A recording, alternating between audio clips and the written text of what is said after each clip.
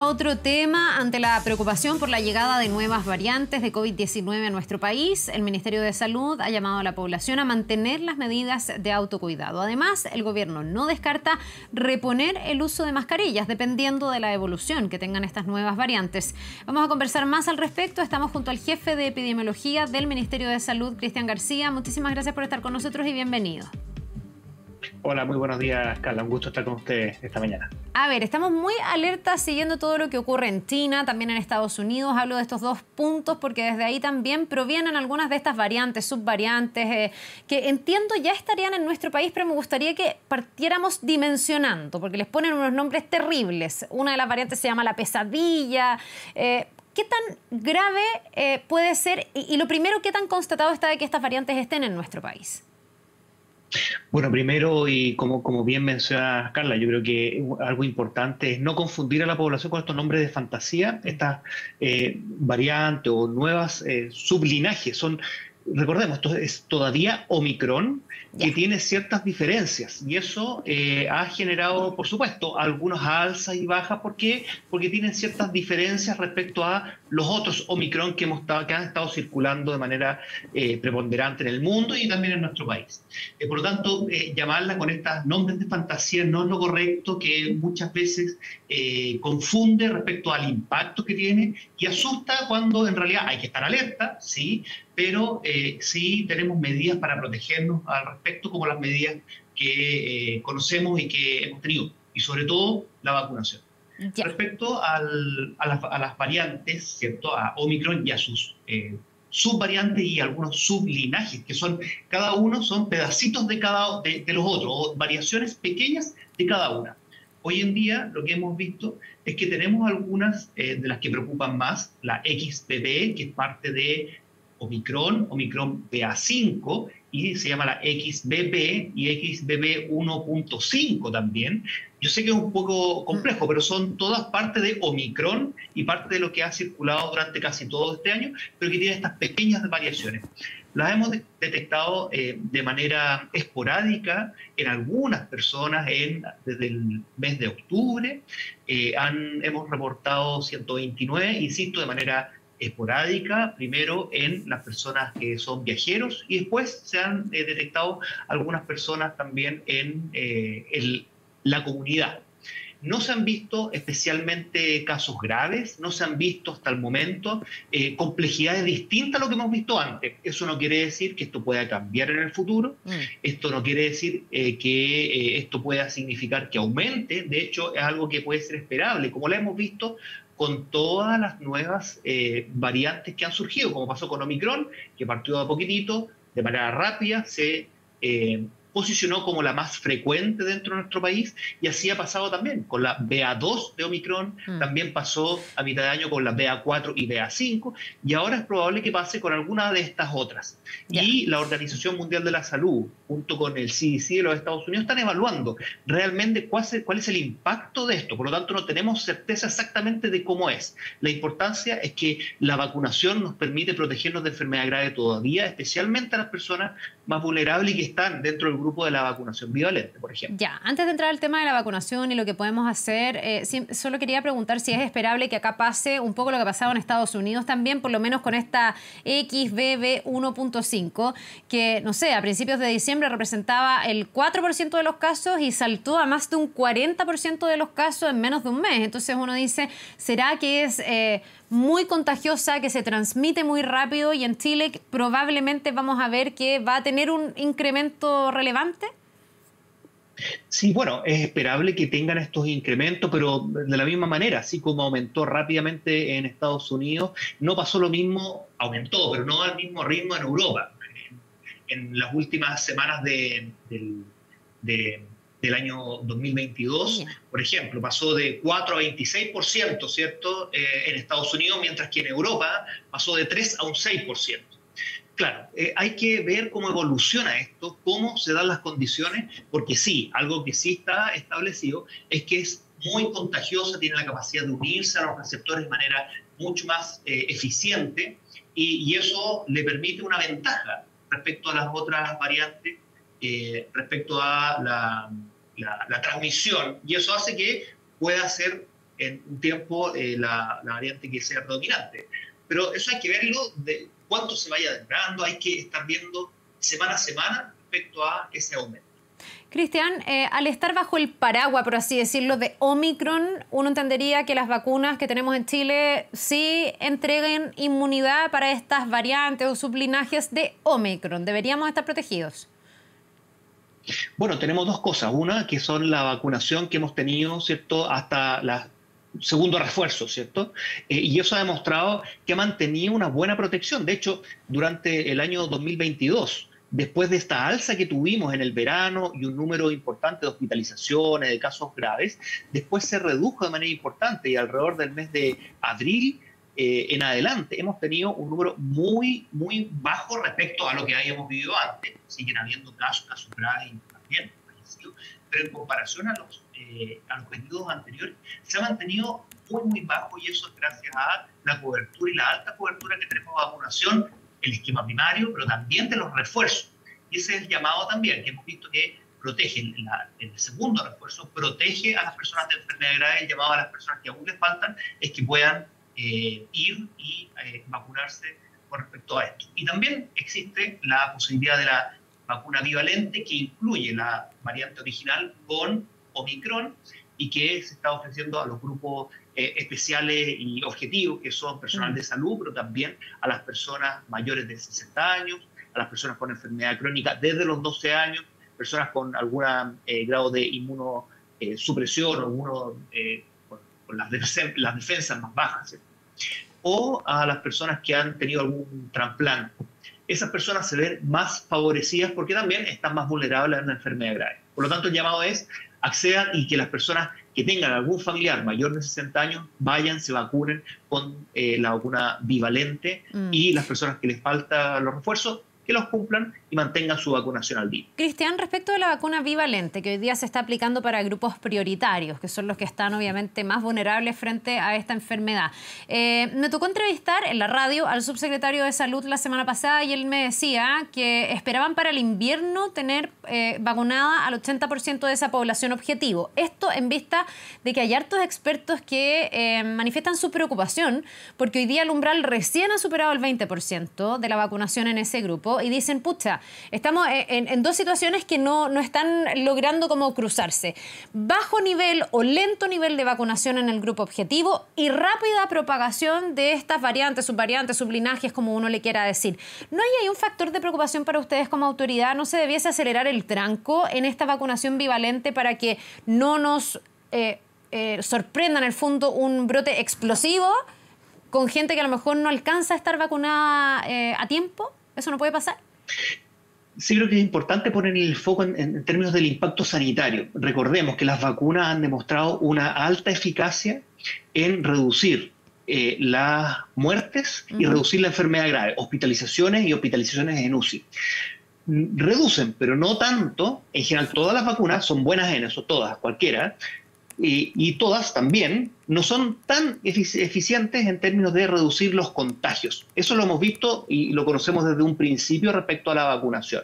Por lo tanto, uno de los focos y más importantes de estar mirando, claro, el aumento de casos es algo que hay que mirarlo, pero no está dando el resultado o dándonos la visualización del impacto que estamos midiendo respecto a el impacto que tiene la misma pandemia, ¿no? El impacto sanitario que nosotros hemos definido que es básicamente la enfermedad grave. Por eso la vacunación ha costado, ha sido difícil que las personas vayan y que se vayan vacunando, ¿cierto? Tenemos el tiempo para prepararnos para el invierno, pero es importante porque estas vacunas, sobre todo la bivalente, también cubre sobre estas nuevas variantes y la variante que está circulando de manera más importante en el mundo, que es Omicron todavía. Cristian. Por eso el llamado es justamente a las personas de los grupos objetivos que accedan, se acerquen a los vacunatorios para recibir su inoculación. Ya, es que justamente quería ir ahí. Deben ser las personas por ahora las que se acerquen. Yo no sé si se está planificando algún otro tipo de estrategia, porque la verdad es que en toda la pandemia lo que también ha ocurrido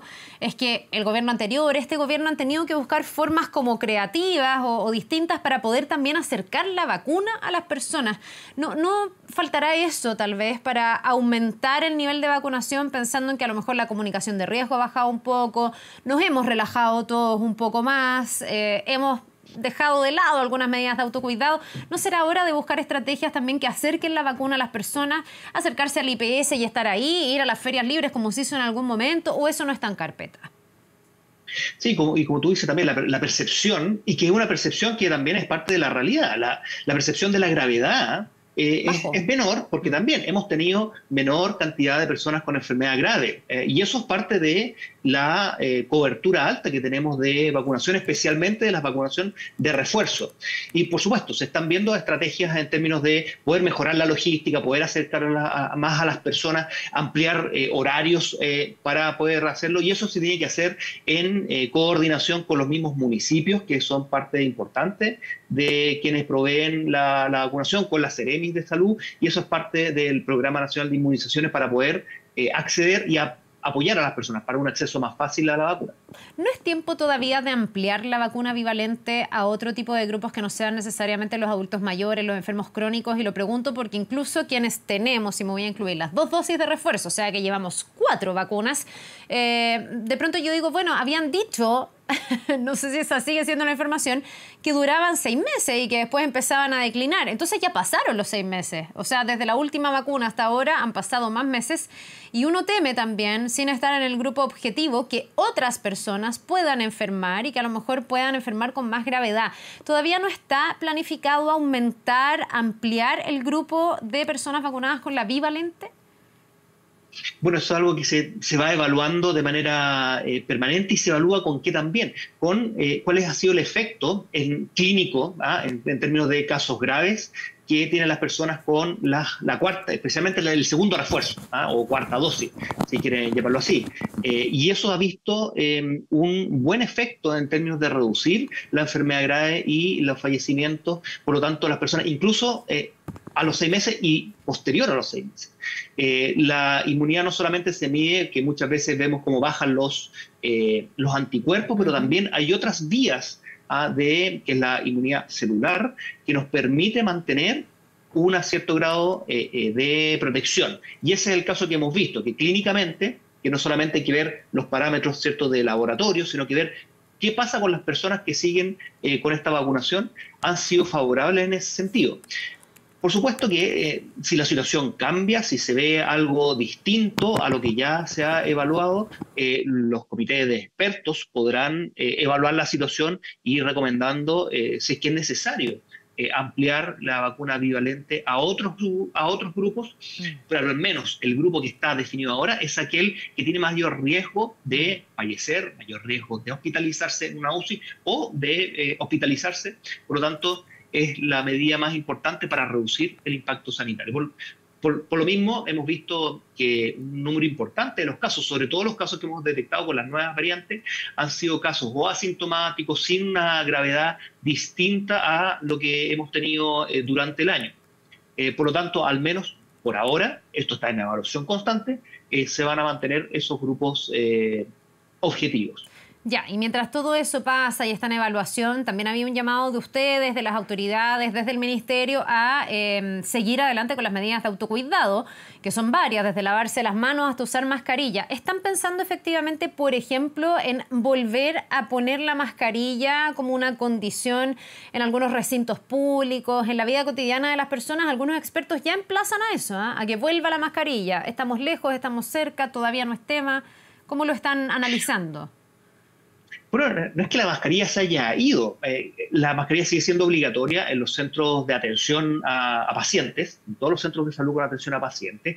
Y las personas, y aquí yo creo que es lo más importante, las personas, nosotros las seguimos recomendando en su uso en todos los lugares de aglomeración, y las personas pueden ocuparla en todo lugar en que ellos sientan que pueden estar expuestos o en un lugar de mayor riesgo. Y el llamado es que, para que las personas se sientan más seguras, para que reduzcan también sus riesgos, lo ocupen en todos esos lugares.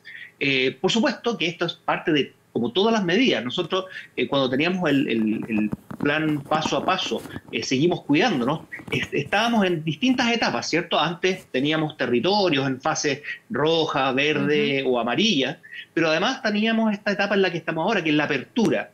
Por supuesto, si cambia de manera importante el escenario mundial y nacional, se pudiese volver a tomar medidas que se habían tomado anteriormente. Dentro de ellas está también el uso obligatorio de mascarilla en algunos lugares. No se ve hasta el momento, al corto plazo, que ese escenario esté presente ni en el mundo ni en nuestro país, pero por supuesto, si cambiara, se evaluará también con la Comisión de Respuesta para la Pandemia y con el grupo de expertos y de asesores externos para evaluar qué tipo de medidas se pudiese tomar al respecto, con mascarilla y otras también, por supuesto, porque esto está en constante evaluación. Ya, por ahora todo voluntario. En el fondo está la recomendación, pero no es una exigencia la mascarilla. Eso me refería yo con volver a imponer. Pero sí los lugares de atención clínica, en todos los lugares donde las personas se van a atender a un centro de salud, es obligatoria. ¿Y por qué? Porque ahí confluye un número importante de personas. Pueden ser por condiciones personales, que la persona se va a controlar su patología, ¿cierto? Y que puede enfermarse gravemente, pero también es porque las personas ahí confluyen personas con síntomas porque van a atenderse con un profesional o un personal de salud. Por lo tanto, sigue siendo obligatoria en estos lugares y recomendada en transporte público y especial en toda persona que tenga síntomas. Y esto... hay personas que a veces manifiestan, hoy tengo un resfriado de verano, ¿cierto? Bueno, testéese rápido para saber, para tomar las medidas, aislarse, evitar que se contagie. Y si tiene síntomas, ocupar la mascarilla va a ayudar a proteger al resto de las personas. Cristian, yo no sé si ustedes tienen proyecciones respecto de lo que debería pasar, no sé, acercándonos hacia el invierno y cómo se va a tener que medir el COVID cuando entremos en una etapa y en una fase, me imagino, de estar más juntos, de que aumenten un poco los contagios, porque hay algunas proyecciones que hablan de miles de contagios diarios, que no sé si ustedes las comparten, pero también yo me pregunto, claro, teniendo más variantes, subvariantes, nuevos linajes y que son más transmisibles, a lo mejor no van a ser la cantidad de casos nuevos los que nos vaya dando como el pulso de la pandemia, sino que vayan a ser, por ejemplo, las muertes. ¿Dónde se va a fijar la atención para saber si estamos entrando en un brote importante y si se va a tener que aplicar nuevas medidas, por ejemplo? Bueno, digamos, nosotros mantenemos miles de casos diarios. Eso es súper importante también mantenerlo. Llevamos varios meses donde ha fluctuado. Y esto es algo que es una característica de este virus. Y como hemos visto, tiene alzas y bajas sucesivas y que es algo esperable que sigamos con alzas y bajas. De hecho, hasta hace algunas semanas tuvimos unas alzas, hoy día estamos viendo un enlentecimiento, incluso hasta una baja de los casos por semana a semana, pero es esperable que podamos tener o un alza de nuevo o una baja y posteriormente que sigamos teniendo casos. Lo importante y lo clave, más allá de los casos, porque estamos viendo que muchos casos son con síntomas más leves o con síntomas de no tanta gravedad que necesiten una hospitalización, que necesiten una cama UCI, ¿cierto? Y eso es fundamental en términos de cuál es el impacto sanitario que tiene la pandemia en nuestro país y la capacidad que tiene el sistema de salud. Y estoy hablando de un sistema de salud público y privado para poder dar atención a las personas que lo requieran y poder darle todas las prestaciones para recuperar esa salud. Y eso es importante. Y hasta el momento, gracias también a la vacunación, a la respuesta que se ha tenido respecto a los refuerzos que protegen a las personas, hemos tenido un año 2022 con mucho menos hospitalizaciones, mucho menos ocupación de camas UCI que comparado con los años anteriores. Y le llamamos justamente a eso, poder que las personas vayan, accedan, que lleven a sus familiares que tienen mayor edad, que tienen enfermedades crónicas, a vacunarse en el caso de que les toque la bivalente o en el caso de que no y que sean del grupo que puede cumplir y estar con sus refuerzos, que los mantengan al día porque los sigue protegiendo. Sí, hablábamos del número de casos, pero también lo que uno siempre ve cuando entregamos las cifras todos los días aquí es que seguimos contabilizando muertos por decenas, varios días, digamos, a la semana, sobre todo los jueves, que es el día de mayor consolidación. Esos casos se explican por qué. Son personas que no estaban vacunadas, son personas que estando vacunadas a lo mejor tenían enfermedades de base. ¿Por qué sigue muriendo gente a raíz de esta pandemia? Si en Chile teníamos tantas vacunas, digamos. Sí, la mayor cantidad de personas, lamentablemente, prácticamente el 75% de las personas son personas mayores de edad.